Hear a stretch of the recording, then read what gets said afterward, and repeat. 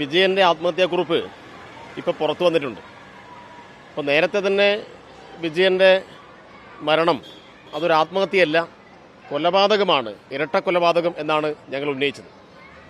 അപ്പോൾ ഉന്നയിക്കപ്പെട്ട കാര്യം ശരിയാണ് എന്നാണ് ഈ ആത്മഹത്യാക്കുറിപ്പ് വായിച്ചാൽ മനസ്സിലാക്കുക. ദീർഘമായിട്ടുള്ള ആത്മഹത്യാക്കുറിപ്പിൽ വളരെ കൃത്യമായും ആത്മഹത്യയുടെ കാരണങ്ങൾ വിശദീകരിച്ചിരിക്കുകയാണ്. അപ്പോൾ ആരാണ് പ്രതിസ്ഥാനത്ത് വരുന്നത് മുൻ DCC പ്രസിഡന്റും സുൽത്താൻ ബത്തേരി MLA-യും KPCCയുടെ പ്രധാന ചുമതല നിർവഹിക്കുന്ന IC ബാലകൃഷ്ണനാണ്.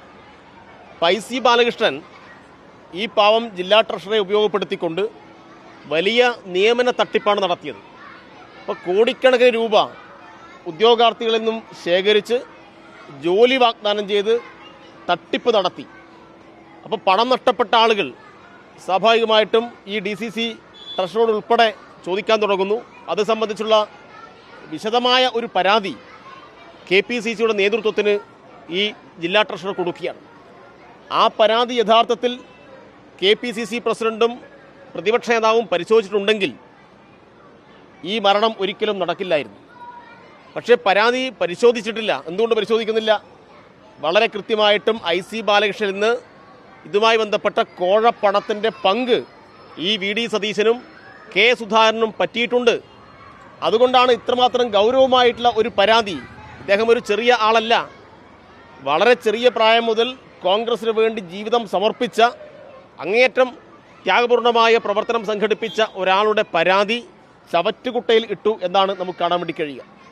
അതുകൊണ്ട് IC ബാലകൃഷ്ണനെതിരായിട്ട് കൊലക്കുറ്റത്തിന് കേസെടുക്കേണ്ടതാണ്. IC ബാലകൃഷ്ണനെ അറസ്റ്റ് ചെയ്ത് ജയിലിലടക്കണം. സമഗ്രമായി ഇത് സംബന്ധിച്ച് അന്വേഷിക്കണം.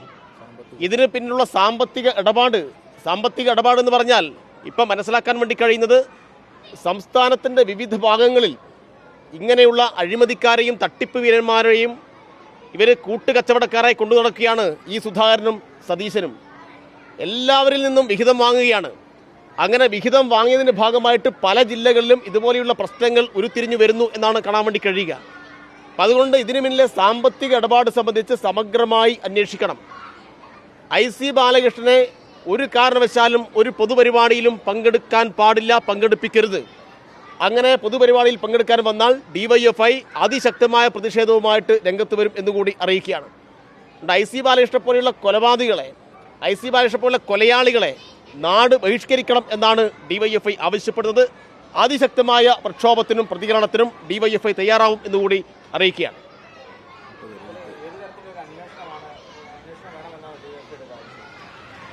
ഇത് സംബന്ധിച്ച് പോലീസ് സമഗ്രമായി അന്വേഷിക്കണം. ഇയാളുടെ പേരിൽ കേസ് ചാർജ് ചെയ്യണം.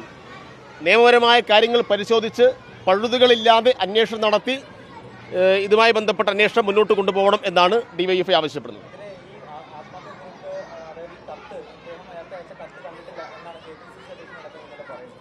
അവർ കാണില്ലല്ലോ. കാരണം ഇത് സാധാരണ ഒരു കോൺഗ്രസിൻ്റെ പ്രവർത്തകൻ കൊടുത്ത കത്തല്ല. ഇദ്ദേഹം അവിടെ പഞ്ചായത്ത് പ്രസിഡന്റായിരുന്നു. എല്ലാ കോൺഗ്രസിൻ്റെ നേതാക്കന്മാരുമായിട്ട് നല്ല ബന്ധമുള്ള ആളാണ്. DCCയുടെ സെക്രട്ടറി ആയിരുന്നു. ഇപ്പോൾ DCCയുടെ ട്രഷറാണ്. അതൊരു ചെറിയ പോസ്റ്റല്ല. അപ്പോൾ സംസ്ഥാനത്തെ ഒരു DCCയുടെ ട്രഷറർ കൊടുത്ത കത്ത് പോലും KPCC ഓഫീസിൽ കാണുന്നില്ല എന്നൊക്കെ പറയുന്നത്, അതൊക്കെ ആര് വിശ്വസിക്കാനാണ്? അതൊന്നും ആരും വിശ്വസിക്കാൻ വേണ്ടി പോകുന്നില്ല. അതൊക്കെ തടി തപ്പുകയാണ്, ഇരുട്ടിൽ തപ്പുകയാണ്. അപ്പോൾ ഇത് വളരെ കൃത്യമാണ്. കോടികളുടെ സാമ്പത്തിക ഇടപാട് നടന്നിട്ടുണ്ട്. ഈ കോടികളുടെ സാമ്പത്തിക ഇടപാടിൻ്റെ ഭാഗമായി അതിൽ പങ്ക് ഈ VD സതീശനും K സുധാകരനും പറ്റിയിട്ടുണ്ട് എന്നാണ് മനസ്സിലാക്കാൻ വേണ്ടി കഴിഞ്ഞത്. വയനാട്ടിലെ കോൺഗ്രസിൽ നിന്ന് തന്നെ ഉയരുന്ന വാർത്തകളും ഇതുതന്നെയാണ്.